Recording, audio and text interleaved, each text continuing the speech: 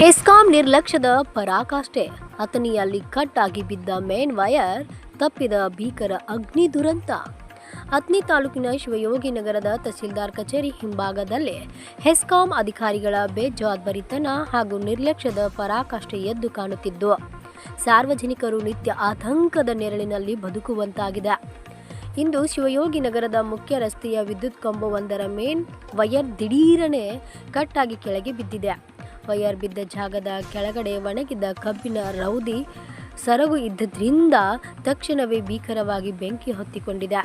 ಅಪಾಯದ ತೀವ್ರತೆಯನ್ನು ಅರಿತ ಸ್ಥಳೀಯ ನಿವಾಸಿಗಳು ಸಮಯ ಪ್ರಜ್ಞೆ ಮೆರೆದು ತಕ್ಷಣವೇ ಕಾರ್ಯಪ್ರವೃತ್ತರಾಗಿ ಬೆಂಕಿಯನ್ನು ನಂದಿಸಿದ್ದಾರೆ.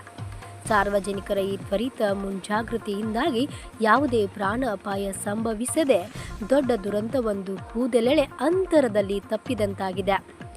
ಅಧಿಕಾರಿಗಳಿಗೆ ಕಣ್ಣಿದ್ದು ಕುರುಡೆ, ಸಾರ್ವಜನಿಕರ ಆಕ್ರೋಶ. ಈ ಹಿಂದೆ ಹಲವು ಬಾರಿ ಅಪಾಯಕಾರಿ ತಂತಿಗಳ ಕುರಿತು ಹೆಸ್ಕಾಂ ಗಮನಕ್ಕೆ ತಂದರೂ ಮಾಧ್ಯಮಗಳಲ್ಲಿ ವರದಿಗಳು ಪ್ರಕಟವಾದರೂ ಸಂಬಂಧಪಟ್ಟ ಅಧಿಕಾರಿಗಳು ಮಾತ್ರ ಕುಂಭಕರ್ಣ ನಿದ್ದೆಯಿಂದ ಎಚ್ಚೆತ್ತುಕೊಳ್ಳುತ್ತಿಲ್ಲ. ಅಧಿಕಾರಿಗಳಿಗೆ ಕಣ್ಣಿನ ಸಮಸ್ಯೆ ಇದೆಯೋ ಅಥವಾ ಕಣ್ಣಿದ್ದು ಕುಡರಂತೆ ನಡೆಸುತ್ತಿದ್ದಾರೋ ಗೊತ್ತಿಲ್ಲ. ಪ್ರತಿದಿನ ಜೀವ ಕೈಯಲ್ಲಿ ಹಿಡಿದು ಓಡಾಡುವ ಪರಿಸ್ಥಿತಿ ನಿರ್ಮಾಣವಾಗಿದೆ ಎಂದು ಸ್ಥಳೀಯ ಸಾರ್ವಜನಿಕರು ತೀವ್ರ ಆಕ್ರೋಶ ವ್ಯಕ್ತಪಡಿಸಿದ್ದಾರೆ.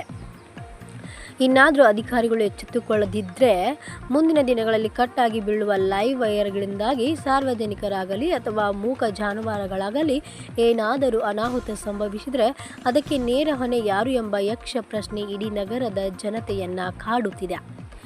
ಇದು ಬಗೆಹರಿಸಲಾಗದ ಕಠಿಣ ಸಮಸ್ಯೆಯೇನೂ ಅಲ್ವೇ ಅಲ್ಲ. ಆದರೆ ಅಧಿಕಾರಿಗಳು ಸಮಸ್ಯೆಯನ್ನು ಬಗೆಹರಿಸುವ ಗೋಜಿಗೆ ಹೋಗದೆ ಸಂಪೂರ್ಣ ಉದಾಸೀನತೆ ತೆರಳುತ್ತಿರುವುದು ಸ್ಪಷ್ಟವಾಗಿ ಎದ್ದು ಕಾಣುತ್ತಿದೆ. ಸ್ಥಳೀಯ ಹೆಸ್ಕಾಂ ಅಧಿಕಾರಿಗಳಿಂದ ಹಿಡಿದು ತಾಲೂಕು ಆಡಳಿತ, ಜಿಲ್ಲಾ ಆಡಳಿತ, ರಾಜ್ಯ ಸರ್ಕಾರದ ಸಚಿವರು, ಕ್ಷೇತ್ರದ ಮಾನ್ಯ ಶಾಸಕರು ಹಾಗೂ ಉನ್ನತ ಮಟ್ಟದ ಜನಪ್ರತಿನಿಧಿಗಳು ಈ ಗಂಭೀರ ಪರಿಸ್ಥಿತಿಯನ್ನು ಕೂಡಲೇ ಅವಲೋಕಿಸಬೇಕಿದೆ.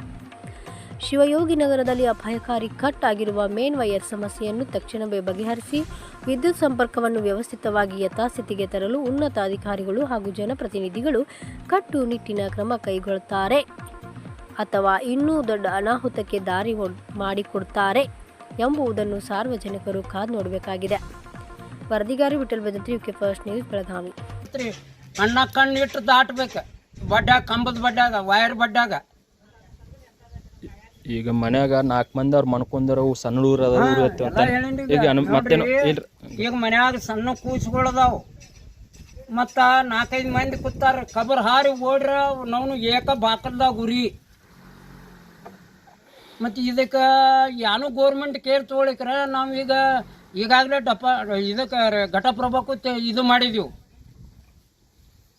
ಮತ್ತು ಇವನು ಸಾಹೇಬ ನಿದ್ದೆ ಹತ್ತೈತು ಏನು ಮಾಡೈತು ಇವಂಗೆ ಹೇಳಿದ್ರು. ಈಗ ಫೋನ ಎಬ್ಬಿಸವಲ್ರಿ. ಈಗ ವಿಡಿಯೋ ಕಳಿಸಿದ್ವಿ, ವಿಡಿಯೋ ನೋಡ್ಯಾನೋ ಏನು ಮಾಡ್ಯಾನೋ ಏನೋ ರೀ.